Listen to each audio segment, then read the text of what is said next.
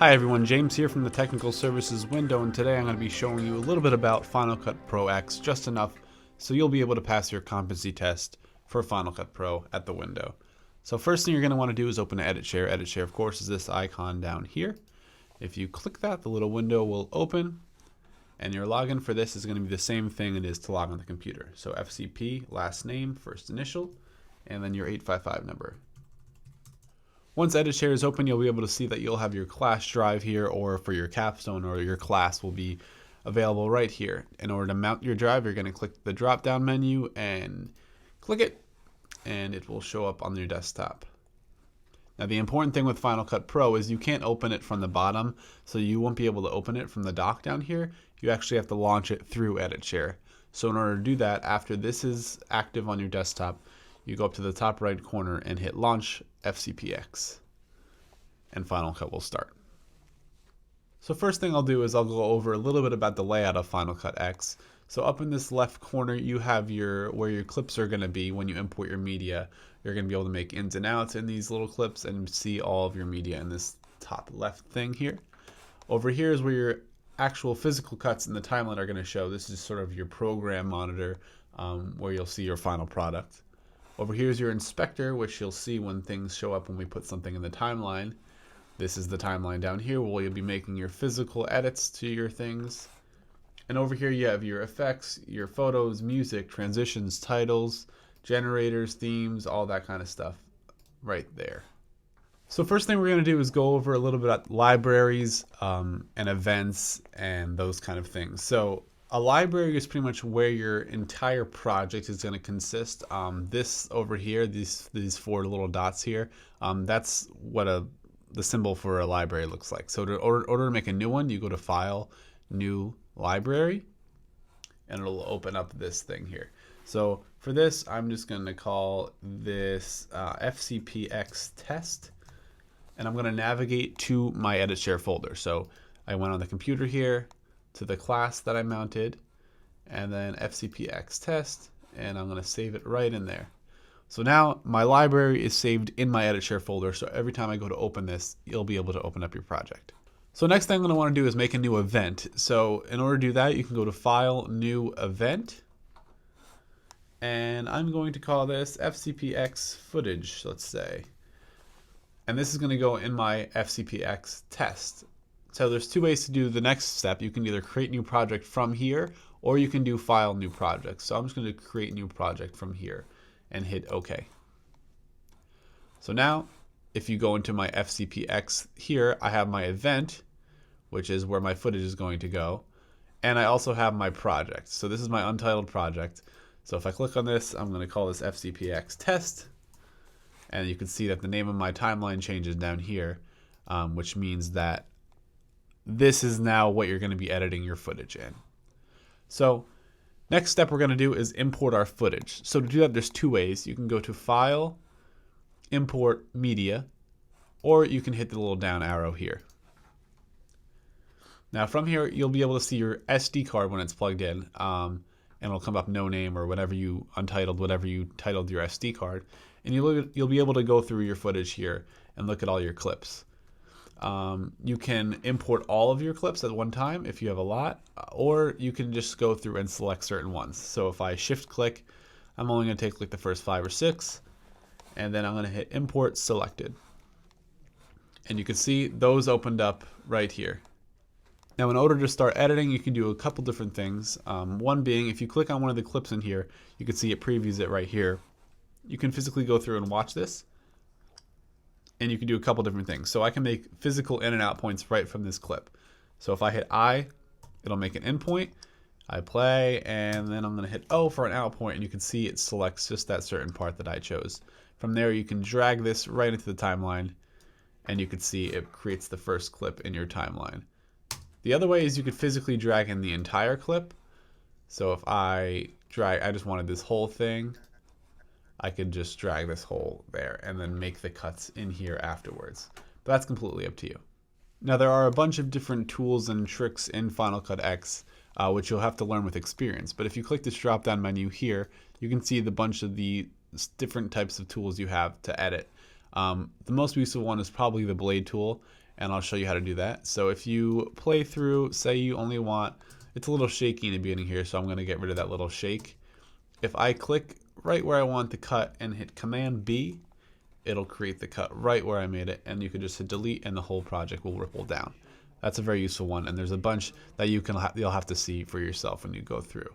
Now, like I said earlier, you can see there's a bunch of different things you can add to your clips right here. This little icon here is for your transitions. So there's a bunch of different built-in transitions here in Final Cut that you'll just have to see for yourself. But for now, I'm just going to add a simple cross dissolve between these two clips that we have here. So to do that, you just have to click on which one you want, and I'm going to physically drag this right in between these two clips, and you could adjust the length of your transition if you want it to be quick or really long. That's completely up to you, and then place it right there.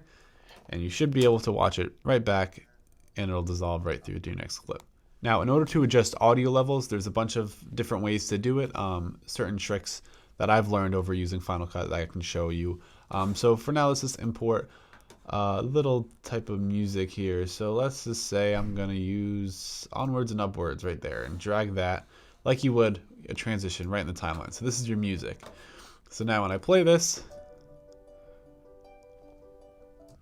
lovely. Okay, so I only want the first beginning of this. So same thing with you did with the video clips. If you hit Command B on music, also it'll create a cut right there, and you could delete the rest of that music.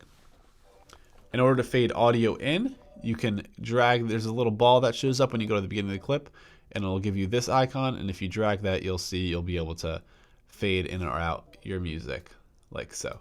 Now, each clip default has this little line that goes across it. This is your audio level. So you can raise this up to be really loud. That might be too loud. Let's see. That's not too bad. Or you can bring something down all the way and mute it. And that's what I've done with these clips here. They originally had some video audio that I didn't want, so I just brought that down. Or, like I said earlier, there's the inspector in the top right here. So if I click on this audio, you'll see it opens here, and this is all the things that you can edit with your audio. So it has volume here, so I can physically go through and change this, and you can see from down here when I do that, the levels change just like I did before. You can also adjust the pan, which ears it's coming out of, all that kind of stuff. There's a bunch of different audio effects as well. Those effects are found underneath this little icon here. Now there's video and audio effects in this folder, so you'll be able to go through and see all your video effects, which are all here, and audio is right here. You can physically search for something, or you can scroll down. It's pretty much endless. Now, in order to create a title in Final Cut, there's this little T right here. Final Cut's really good with having a bunch of pretty cool built-in effects that you can adjust and change to be your own. For example, there's this one with the globe. You can add just basic titles, these lights, there's a bunch of different ones. For now, I'm just going to let's try the globe one. So I'm going to drag this right in the beginning of my clip, so it goes before everything. And I'm just going to have this for a second, so let's make a cut, Command B, and I'm going to delete that. And there you go, there's my timeline. And just for fun, let's put a transition right between those two things. So in order to physically edit the text, you can go right into the clip like this and click right in here and change what your title says. If I highlight all this, I can highlight that and delete it. And then write my own title, FCPX test, like so. And from here you can see that's where I created the text. If you want to write something longer, you can change all your fonts. So let's just go like that. Adjust your size of your text. 3D, there's a bunch of different types of things you can change here, like that. So now when I play this through,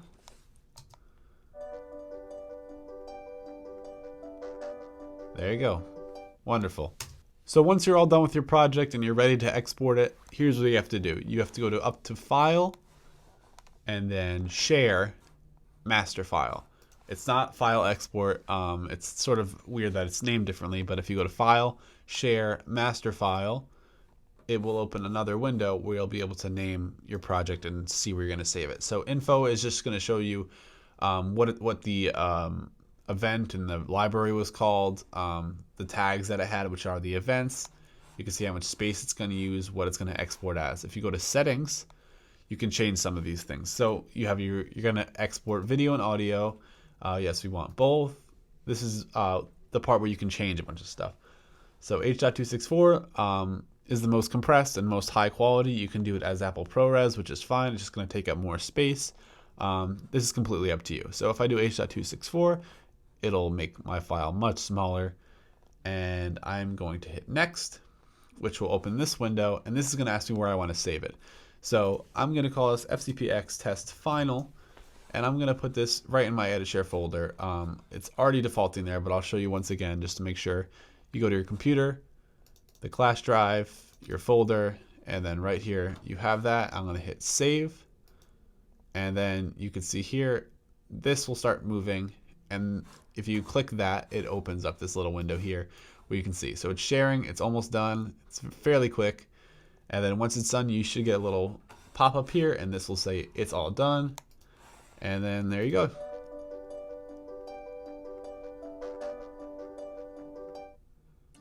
So that's a little intro for Final Cut Pro X. I hope it was very helpful. If you need any help at all, just know that the staff at the Technical Service Window would be happy to help you.